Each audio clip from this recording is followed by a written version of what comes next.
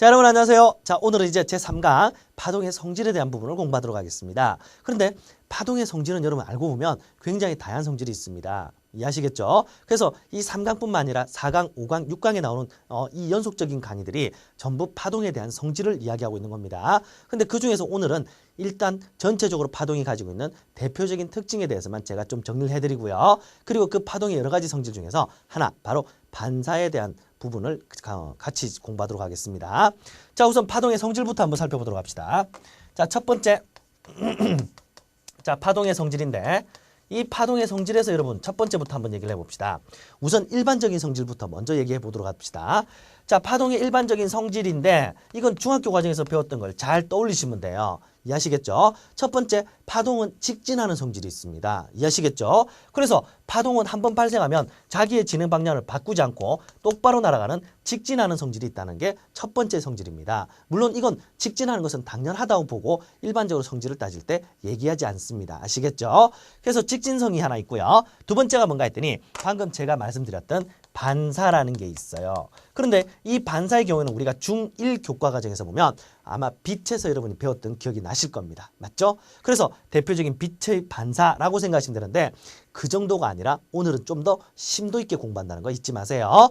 그리고 다음으로 여러분 보셔야 될 것이 뭐냐면 이번에는 굴절을 합니다. 그런데 중학교 교과 과정에서도 굴절을 배우셨지만 그때는 사실 굉장히 단순하게 배웠습니다.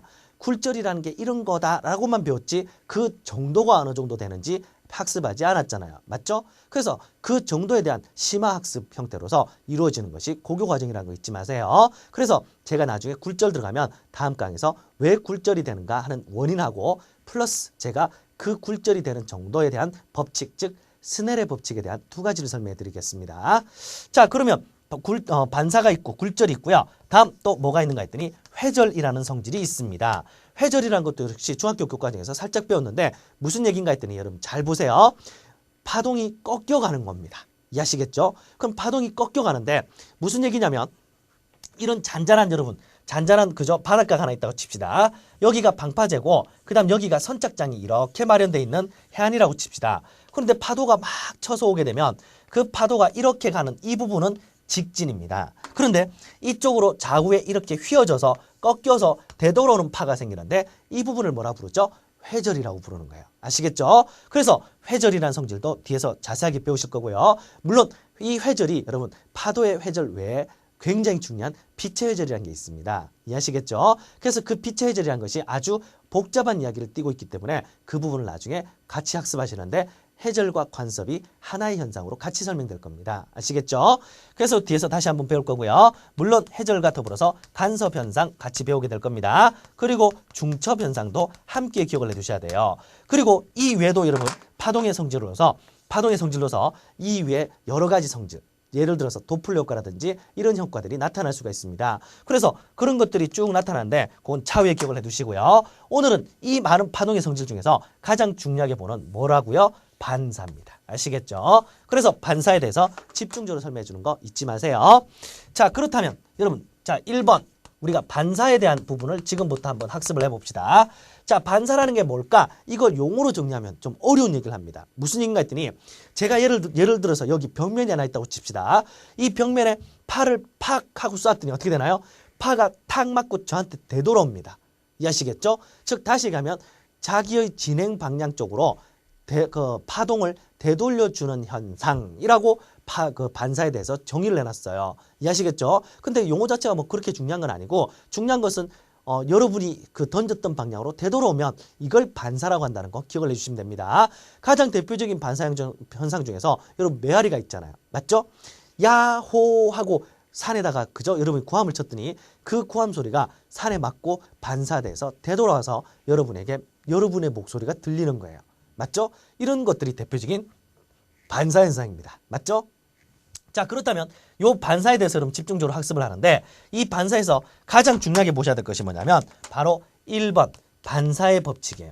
자, 반사의 법칙은 도대체 무슨 얘기냐? 요거부터 정리를 하는데 자, 간단하게 여러분 빛 가지고 제가 설명을 드릴 테니까 다시 한번 살펴보도록 합시다. 자, 여기 경계면 즉 다시 얘기하면 경계면이란 것은 여러분 뭐라고 생각하시면 되느냐면 반사면이라고 생각해 주세요. 이해하시겠죠? 즉 거울이에요. 거울. 거울면을 설치해 놓은 겁니다. 그럼 이렇게 거울면을 딱 설치해 놓고 빛을 쏘는데 특정한 한 지점으로 빛을 딱 쏘았더니 이 레이저 포인트에 나온 빛이 맞고 이렇게 반사돼서 돌아갑니다. 그럼 보통 여기에 있는 이것을 뭐라 부르냐면 입사광선이라 불렀지만 지금은 파동이라는 의미로 입사파라고 부릅시다. 그래서 입사파가 이렇게 오고요. 탁 맞고 뭐에 경계면에 맞고 반사가 되는데 이걸 반사광선 또는 반사파라고 생각을 해주세요. 그래서 입사파와 반사파가 이렇게 진행이 됐습니다. 맞죠? 그럼 여러분 여기서 한번 보세요. 입사파가 반사파 이렇게 나갔는데 여기에 있는 이 선 이름 뭐더라? 그렇죠. 여기에 있는 이 선을 법선이라 부르는데 법선은 보통 수직인 선을 법선이라고 부릅니다. 그럼 뭐가 수직인데? 바로 경계면과 수직 관계죠. 이해하시겠죠? 그럼 경계면과 수직인 이런 선이 생기고요. 이 선이 우리가 말하는 법선입니다. 그런데 이 법선과 입사광선이 이루는 이 각도, 요걸 뭐라 부르냐면 입사각이라고 부르고요. 그 다음 여기 있는 법선과 여기 있는 반사파가 이루는 반사광선이 이루는 이 각도를 반사각이라고 부르고 있습니다. 그런데 반사의 법칙이라는 건 뭔가 했더니 반사의 법칙이라는 것은 다시 얘기하니까 바로 누구하고 입사각과 반사각이 서로 어떻게 된다? 서로 같다라는 거예요. 이해하시겠죠? 그래서 입사각과 반사각이 같다. 이걸 우리가 뭐라 부르냐면 바로 반사의 법칙이라고 부르고 있습니다. 잊지 마세요. 굉장히 단순한 얘기죠. 그럼 입사각이 30도면 반사각은 몇 도? 역시 30도가 되는 거예요. 아시겠죠? 그러면 이 부분 여러분 간단하게 한번 살펴봤고요. 다음 이제 한번 봐주세요. 여기서 끝난 게 아니에요. 아시겠죠? 뭐냐 했더니 가끔 가다가 여러분 좀 경시 관련된 부분에서 좀 광학과 관련된 어려운 부분을 보면 이런 게 나옵니다. 무슨 얘기인가 했더니 이렇게 돼 있는 거울이 하나 있는데 자 여기에 빛을 쐈습니다. 그래서 법선에 안 맞았잖아. 조금 옮기겠습니다. 이렇게 해서 30도 각도로 쏜 거예요. 그랬더니 반사광선은 몇 도다? 30도 각도였습니다. 그런데 뭘 물어보느냐면 잘 보세요. 여기에 있는 이 거울의 각도를 좀 조정하는 거예요. 이해하시겠죠? 그래서 이 각도를 조정하는데 지금은 이렇게 움직여서 이게 몇 도 움직였다고 치자? 10도 움직였다고 칩시다. 그럼 10도 움직이게 되면 여기에 있는 법선도 몇 도 움직이게 된다? 처음보다 10도 움직여가죠. 맞죠? 그러면 법선이 10도 움직이는 바람에 이게 뭐야? 30도와 10도를 합쳐서 몇 도? 40도짜리 무슨 뭐가 됐다? 입사각이 된 거예요. 맞죠? 그러면 입사각이 40도가 되면 반사각은 40도가 돼야 되죠. 맞죠? 그러면 이 선을 기준으로 몇 도? 40도 각도로 나가야 됩니다. 그렇다면 40도 각도로 나가다 보니까 여러분 어떻게 됐죠? 잘 보세요. 처음에 30도였습니다. 그게 40도로 바뀌어서 여기 거울을 10도 움직이니까 여러분 생각에 10도가 각도의 변화가 나타날 것 같지만 실제로 그게 아니라 뭐냐면 처음 각에 대해서 30도, 50도가 된 거예요. 맞죠? 그래서 무슨 얘기냐면 거울을 세타 각도 변화시키니까 거울입니다. 경계면이 세타 각도 변화하니까 그 결과 반사각은 처음에 비해서 얼마나 2세타, 즉 20도 정도 이동을 하더라는 사실을 꼭 명심해 두셔야 돼요. 아시겠죠? 그래서 요 각도가 여러분 플러스가 되느냐 마이너스가 되느냐에 따라서 이 부분에서 각의 변화가 생길 수 있다는 걸 명심해 두셔야 됩니다. 자, 그래서 반사에 대한 부분은 여러분 요렇게 간단하게 하나 살펴봤고요. 그 다음 두 번째 이제 보셔야 될 게 있습니다. 반사의 종류가 크게 두 가지 종류가 있어요. 그럼 그 두 가지 종류가 어떤 게 있는가? 그걸 지금부터 살펴보는데 2번 반사의 종류입니다. 자, 반사의 종류라고 해서 여러분 정리를 하는데 제가 앞부분에 1번 반사의 법칙에서 반가로 딱 쳐놓으니까 여러분 하나만 설명해주고 넘어간 줄 알았어요. 근데 두 가지 설명했습니다. 뭐냐 했더니 회전. 그거 제가 2번 안 붙였을 뿐이에요. 2번 붙이세요. 2번 반가로. 알겠죠?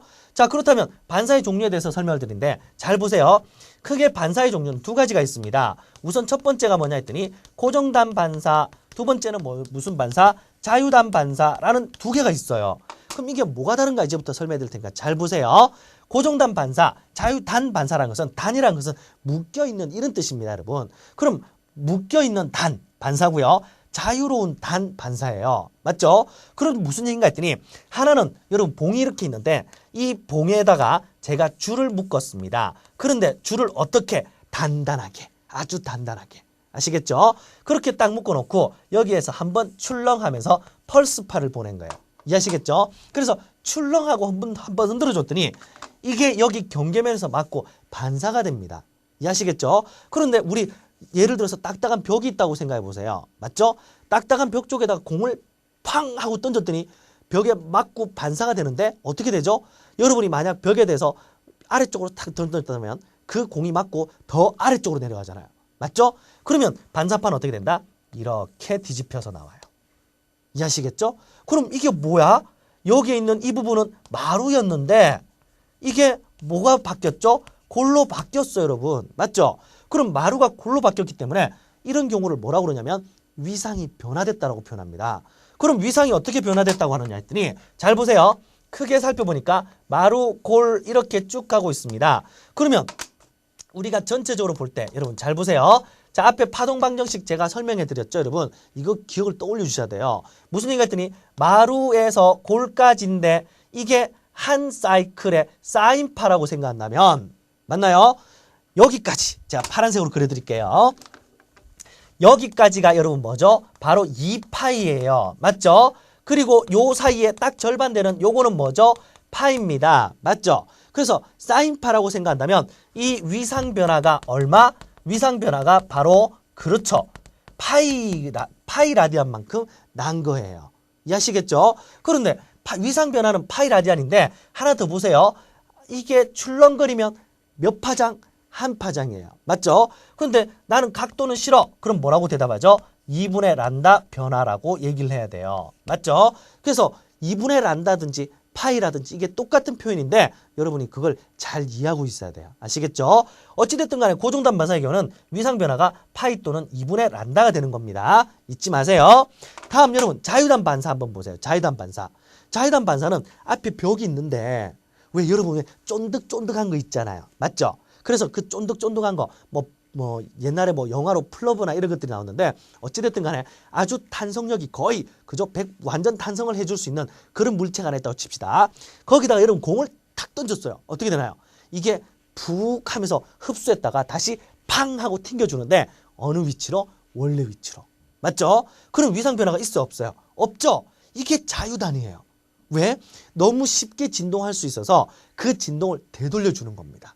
이해하시겠죠? 그럼 이런 자유단 진동은 여기에 봉이 하나 있는데 그 봉에다가 고리를 걸어서 쉽게 움직일 수 있도록 만들어 놓은 겁니다. 그런 상태에서 한번 출렁하고 팔을 보냈더니 어떻게 된다? 고리가 같이 출렁 하면서 움직여주는 거예요. 맞죠? 그래서 이 부분이 이렇게 같이 진동을 해서 이렇게 쳐서 온다 보니까 그 결과 어떻게 되죠? 반사파가 원래 모양을 유지하는 겁니다. 이해하시겠죠? 그럼 원래 상태를 유지해주기 때문에 이런 반사를 무슨 반사? 자유단 반사라 불러요. 아시겠죠? 그렇다면 이 경우에 위상 변화는 어떻게 된다? 위상 변화는 그렇죠. 여러분 없습니다. 아시겠죠? 그래서 위상 변화가 없는 이런 반사를 우리가 뭐라 부르냐면 자유단 반사라 불러요. 이해하시겠죠? 그래서 고정단 반사하고 자유단 반사에 대해서 간단하게 살펴봤는데 이거 외에도 설명이 지금 추가로 더 필요한 게 있어요. 이해하시겠죠? 그래서 제가 앞쪽에서 여러분 다시 정리해 드리겠습니다. 자, 그럼 여러분 잘 보세요. 자, 조금 전에 여러분 제가 설명했던 고정단 반사하고 자유단 반사에 대한 부분이 완료가 안 됐어요. 그래서 제가 더 설명하는 부분이 있어서 잘 들어보세요. 자, 뭐냐 했더니 여기에 있는 이 고정단 반사하고 자유단 반사를 잘 보세요. 고정단하고 자유단 반사인데 이 두 개에 대해서 여러분 좀 뭘 정리해 보셔야 되냐면 자, 아까 여러분 고정단 반사 꽉 묶여있는 줄, 자유단 반사 고리로서 자유롭게 움직이는 거라고 설명드렸잖아요. 근데 다음에 다른 파를 만났을 때도 그렇게 설명하면 설명이 좀 힘들잖아요. 맞죠? 왜냐하면 우리가 이 반사를 앞으로 수면파에서도 설명을 할 거고요. 그리고 빛과 관련돼서 프리즘을 통과한다든지 이런 부분에서도 설명할 겁니다. 근데 단지 그것만 딱 설명해 놓으면 여러분 좀 힘드실 것 같아서 제가 그 조건을 뭘 가지고 설명드릴 거냐면 지금부터 어려운 얘기입니다, 여러분. 소한 매질이다. 밀한 매질이다라는 개념 가지고 설명해 드릴 겁니다. 아시겠죠? 그래서 소하다는 개념과 밀하다는 매질의 개념인데 여러분 이게 있잖아요. 꼭 여러분 잘 들어보세요. 꼭 여러분 밀도가 높다, 밀도가 낮다라는 개념이 아니에요. 아시겠죠? 다시 얘기하면 소한 매질은 파동이 진행하기 쉬운 경우, 밀한 매질은 파동이 진행하기 어려운 경우입니다. 아시겠죠? 그게 밀도하고 관계없습니다. 밀도하고 관계없는데 여러분이 소한 매질이다, 밀한 매질이다라고 하니까 소한 매질이면 밀도가 작은 거, 밀한 매질이면 밀도가 큰 거라고 착각을 해요. 아시겠죠? 절대 아닙니다, 여러분. 아시겠죠? 상대적으로 파동이 진행하기 쉬우면 소환 매질, 파동이 진행하기 어려우면 밀환 매질이 되는 거 잊지 마세요.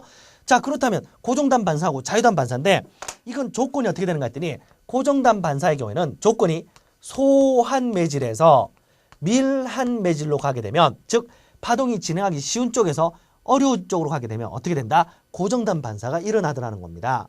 그런데 자유단 반사의 경우에는 어떻게 되더라? 자유단 반사의 경우에는 밀환 매질에서 소환 매질로 갈 때, 이해하시겠죠? 그때 자유단 반사가 일어나요. 아시겠죠? 팽팽하게 당기고 있는 줄보다는 고리가 진동하기 쉬워서 그 결과 어떻게 되죠?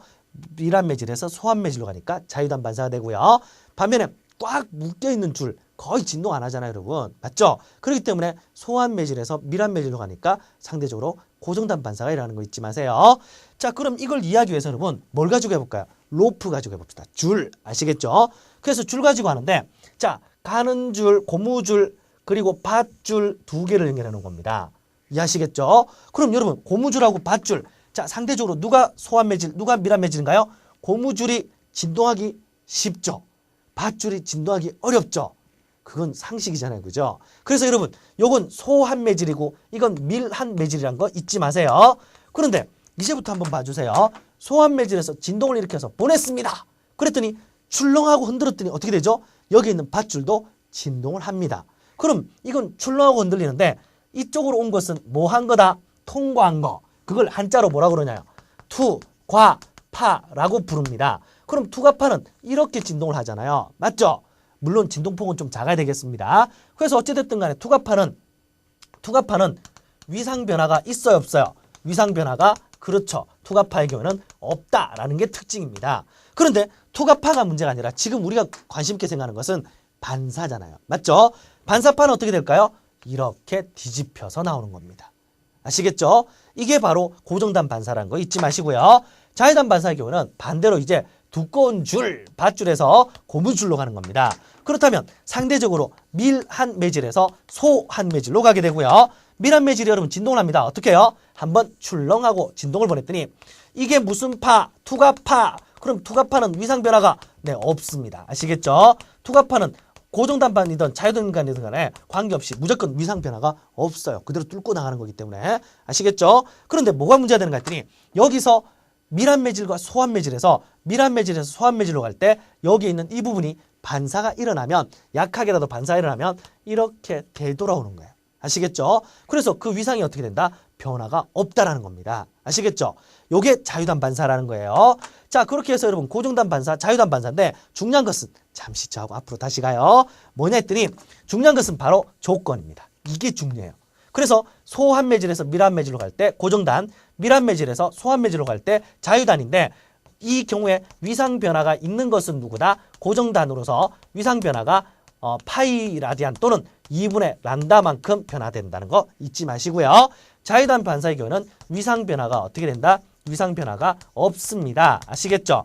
이렇게 강조해놔도 여러분 나중에 제가 가서 다시 물어봐요. 이게 고정단 반사니 자유단 반사니 언제? 간섭 현상할 때. 그래서 물어보면 우리 친구들 대답이 화려합니다. 거의 오답이죠, 그죠? 여러분 반드시 기억해 두세요. 자, 요 부분까지 여러분 제가 설명드리면서 고정단하고 자유단까지 완료됐는데 이게 끝이 아닙니다. 하나 남았어요. 뭐가 남았는가 했더니 수면파, 물결파의 반사예요. 왜 이걸 설명해드리냐면 여러분들 앞에서 빛의 반사는 너무 쉽게 이해했어요. 맞죠? 그런데 물결파 가지고 반사를 물어보면 힘들어합니다. 무슨 얘기인가 했더니 자, 여기에 딱딱한 여러분 수영장 풀에 우리 콘크리트 부분이 있다라고 칩시다. 아시겠죠? 그런데 파도 여기에 있는 그 수영장에 있는 물살이 이렇게 쳐서 다가온 거예요. 그러면 여러분 여기 맞고 반사될 때 그 물살 모양이 어떻게 될까요? 이게 문제예요. 여러분한테 물어보니까 이쪽으로 가는 엉뚱한 걸 그려줘요. 왜요? 이게 도대체 뭔지 이해를 못했으니까. 맞죠? 그럼 물살에서 여러분 출렁 출렁 출렁, 제가 지금 쇼를 하고 있죠. 여러분 잘 보세요. 이렇게 출렁거릴 때 여러분이 보시는 파도가 넘어온다 할 때 그 파도가 해변에 걸쳐서 여러분 나란하게 오잖아요. 맞죠? 이걸 뭐라 부르나요? 파면이라 불러요. 아시겠죠? 파면은 똑같은 위상들이 뭉쳐있는 겁니다. 아시겠죠? 그럼 같은 위상점이지 이게 진행 방향이 아니에요. 아시겠죠? 그러면 이 파면에 대해서 뭐 한 선, 수직한 선을 그으면 이게 바로 뭐라고요? 진행 방향이에요. 아시겠죠? 그럼 파동이 이렇게 진행을 해와서 이렇게 튕겨나가니까 당연히 반사파의 물결은 어떻게 된다? 이런 형태가 되는 겁니다. 아시겠죠? 그래서 물결파의 경우에는 파면을 줬을 때는 반드시 뭐를 그려라?